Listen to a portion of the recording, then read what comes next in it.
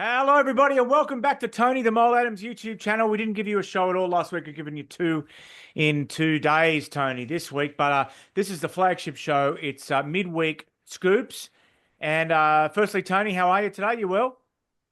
Yeah, doing all right, Steve. We're basically at the halfway point of the comp over here. So 50% down, 50% to go. And the ladder in the NRL is just bizarre. I've never seen anything like it in 40 years. The bottom place team, I think it's the Titans, is 2 wins out of the 8. It's just crazy. But it's the sign of a good healthy comp, I think, because all the teams just knocking each other off. And at this stage of the season, normally there's 3 or 4 teams you can say, oh, they're gone. But at this stage, all 17 are still in with the hope of finals footy. Well, it's a big week in. Very rarely does the rugby league spotlight shine on London, but this is the one week when it does because it's a Challenge Cup final, and got people coming in from out of town. Probably some socialising to do, and I need to get to the gym again after I film this, Tony. But your first item is an interesting one because it's about just as this Lachlan Galvin thing begins to calm down, the Tigers might be about to lose another player. Yeah, and the poor old Tigers fans, they can't take a trick. Stafford Toa scored a couple of tries last weekend in that dramatic comeback against the Cowboys that almost got the Tigers what would have been the biggest win in rugby league history. They were really only beaten by the clock. I reckon another 5 minutes they would have won. And Stafford Toa was instrumental in that. He scored 2 tries and he's been really good for them. Now, there was a story early in the week saying that he was poised to re-sign. He comes off at the end of next season, which means come November 1, he's free to talk to clubs. And lo and behold, he put on social media all rumours in relation to the fact he was about to re-sign. So all we can gather from that is he's not about to re-sign and he's going to the marketplace. So we could have a Lachlan Galvin Mark II situation for the poor old Tigers. And as I said, they just can't take a trick. They keep finding these good players and losing them.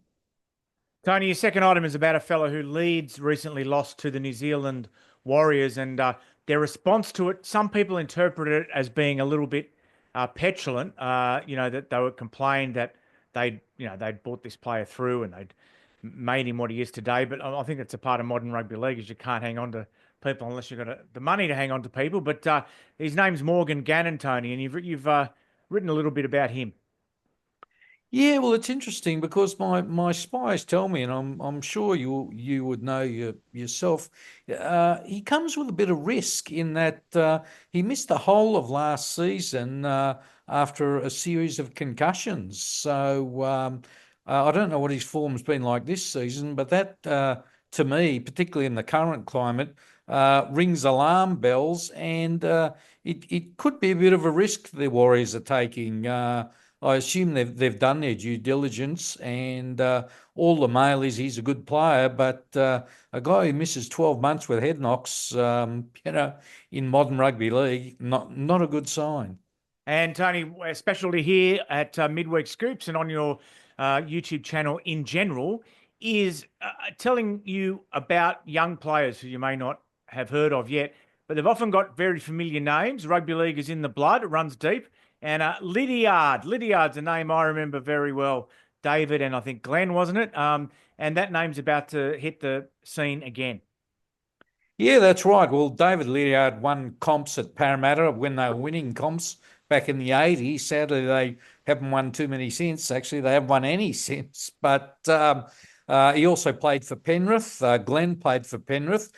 Glenn's son is named Jura, and he's carving out a really good career for himself in the lower grades at the Panthers. He's an outside back. He's playing Jersey flag. He was actually chased by Australian rules clubs. He's such a good athlete, but he's decided to follow his uncle and his dad into rugby league. And yeah, remember where you heard this one first, Gira Lydiard. And another one, another name from back in the day, one of my favourite players, as you know, the headgeared centre himself, Mary McGregor's centre partner, Brett Rodwell. And he's got not one but two kids at the Roosters. Is that right? Yeah, that's right. And the first one, Tom, is a winger, scored 4 tries in the New South Wales Cup last weekend. And when you remember that the Roosters, are about to let Dom Young go to Newcastle, there's going to be a wing spot up for grabs there. So Tom, who's 23 now, so he's not a baby, he's right in with a chance to make his NRL debut at some stage in the next few weeks when Dom Young moves on. And there's another brother, Toby, a halfback. He's a couple of years younger, but we could see today, not too far down the track, where we've got not one but 2 Rodwells playing for the Roosters. It's good to be back on Midweek Scoops, Tony. Now, I've got to apologise to one of our viewers because he ordered some hoodies that we had on this show about a month ago, and it kind of fell through the cracks, and he never got them. But they're being sent now. Anyway, sorry. I don't think I had his address or anything. So anyway, here we go. Toronto Wolfpack polos. Got a pile of them off to Australia. They're all in the Oz now, ready to be sent out. $28. There'll be 19 for you, our viewers, on Tony the Mole Adams YouTube channel. Anything else you want to plug, Tony? Plenty of Vegas t-shirts still available. $10. They're a steal. Okay, don't forget to like and subscribe. And we are back better than ever and more regular than ever because we're eating our cereal. So we're regular now. Okay, back soon.